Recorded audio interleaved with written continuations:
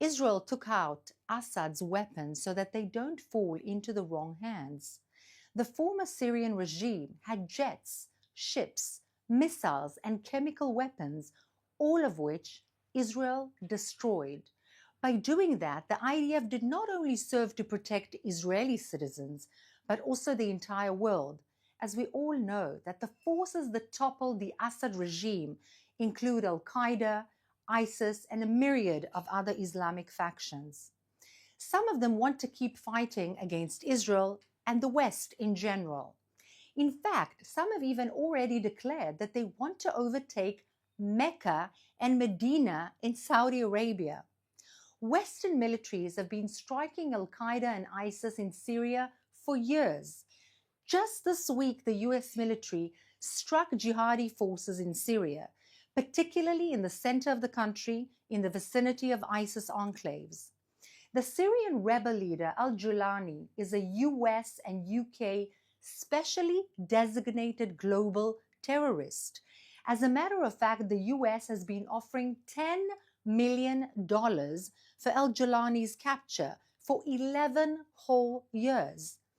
Now that he has taken over Syria, he gave an exclusive interview to CNN and made a significant effort to appear moderate, claiming that he seeks no combat with neighboring countries nor with Israel. That, however, remains to be seen. The fall of the Assad regime exposed many of his horrific and inhumane abuses against the Syrian people. The capture of Assad's Sednaya prison revealed some prisoners who were held in captivity for 4 decades. Syrians were tortured, political dissidents and their wives, daughters, children. Corpses were piled high, and some prisoners who were found had literally forgotten how to speak from the trauma. Approximately 30,000 Syrians were murdered at Sednaya prison.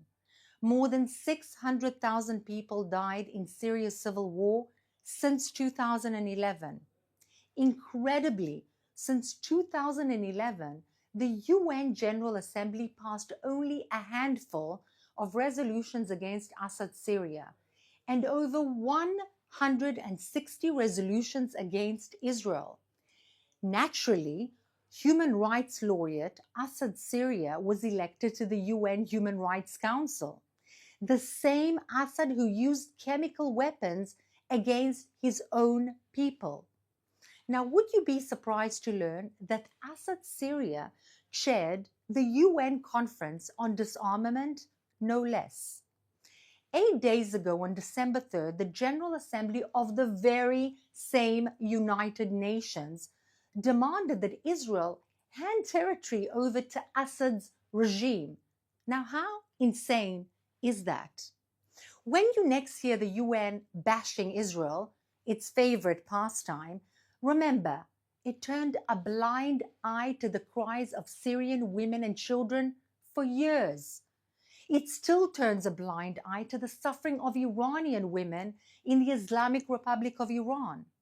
It ignored horrific crimes perpetrated against Yazidis, Christians, and other minorities in Iraq, Iran, Syria, and many other countries.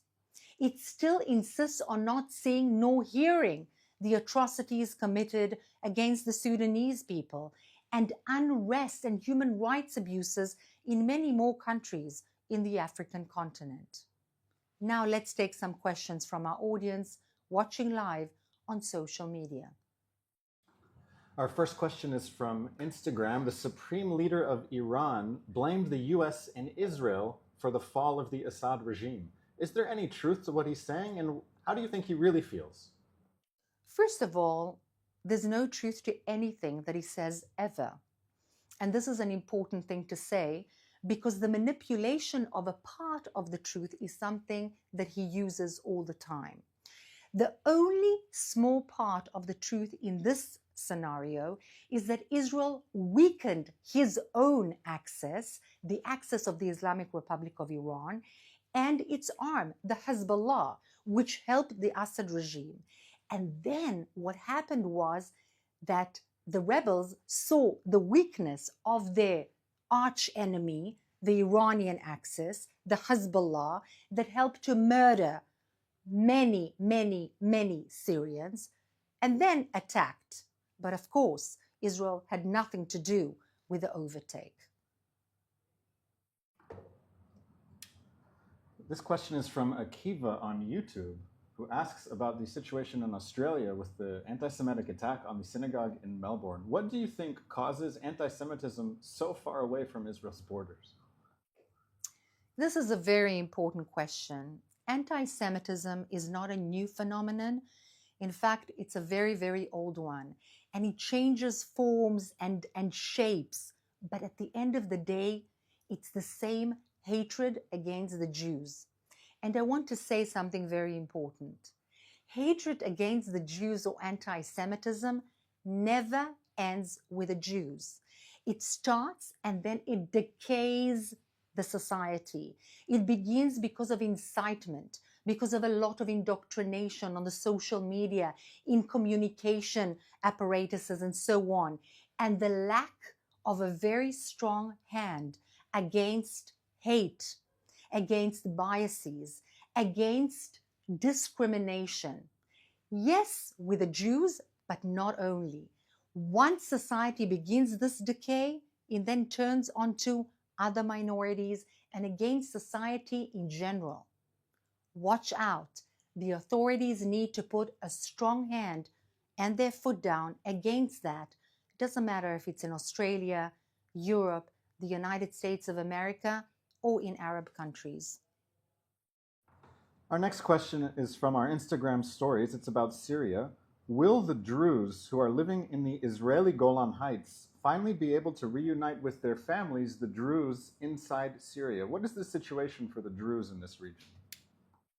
So the Druze, of course, is a minority which had been persecuted by the Muslims for centuries because, according to the Muslims, they are non-believers, they are kuffar.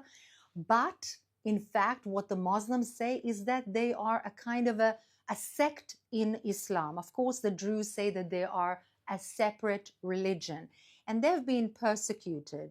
Now, whether the Druze living in Israel, holding Israeli citizenship, and serving in the Israeli army will be able to physically reunite with their family members remains to be seen, because we need to see what will happen in terms of the relations between Israel and current day Syria.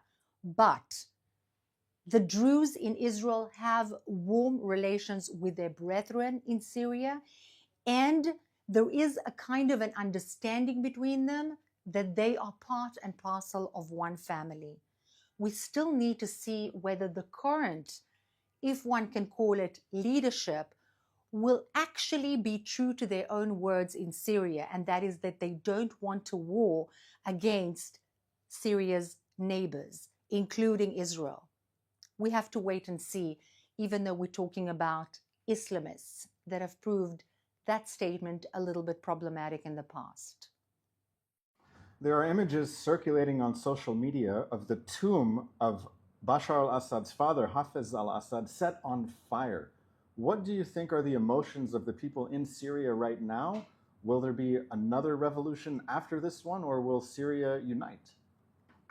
It's very, very difficult to unite Syria because it is very much divided and has been divided. In fact, when Syria as a nation state was formed, it was formed very, very in a superficial manner by European imperialist forces, the United Kingdom and France. And in fact, they didn't take into account that there are Kurds in there, Druze, Christians, Armenians, Sunni Muslims, Alawite Muslims, and so on and so forth. The possibility of all of them to live in one place, similarly to Lebanon, is very, very difficult. And it would be seen whether the kind of leadership that is currently in Syria would be able to hold this nation state as one united people. But there's a lot of anger amidst the Syrians regarding Assad the father and Assad the son because of the inhumane atrocities that had been perpetrated against people. It is unbelievable as a person, as a mother, as a human being, to see what has been done to the Syrian people. This is our last question today. The IDF just published a statement saying that it eliminated one of the elite Hamas fighters who invaded Israel on October 7th, the head of the paragliding unit.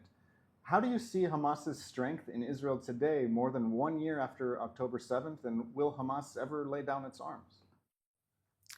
So first of all, Hamas has been significantly weakened. And if we compare today's situation to 1 year ago, it's not the same Hamas. They don't have the equipment, they don't have all the tunnels that they had, and they certainly don't have the manpower and the weapons. However, the ideology behind Hamas is an indoctrinated, extreme, Sunni, radical ideology, which has not gone anywhere. And these fighters that are left there, first, they have nothing to lose. And second of all, they have this very radical, extreme ideology still and continue to fight in a guerrilla fashion, which means that we still need to continue to make away with those that remain. And this is very significant because if the Fatah will come into the Gaza Strip, the Hamas will take over them and basically continue to rule from behind the scenes. And this is a danger the world needs to take into account. The Hamas are dangerous, not only for Israel, but for any country that seeks stability and for the West. Thank you so much for being with us. That's all we have time for right now. Thank you for tuning in. And as always, tomorrow, 3 p.m. Israel time, we'll see you again.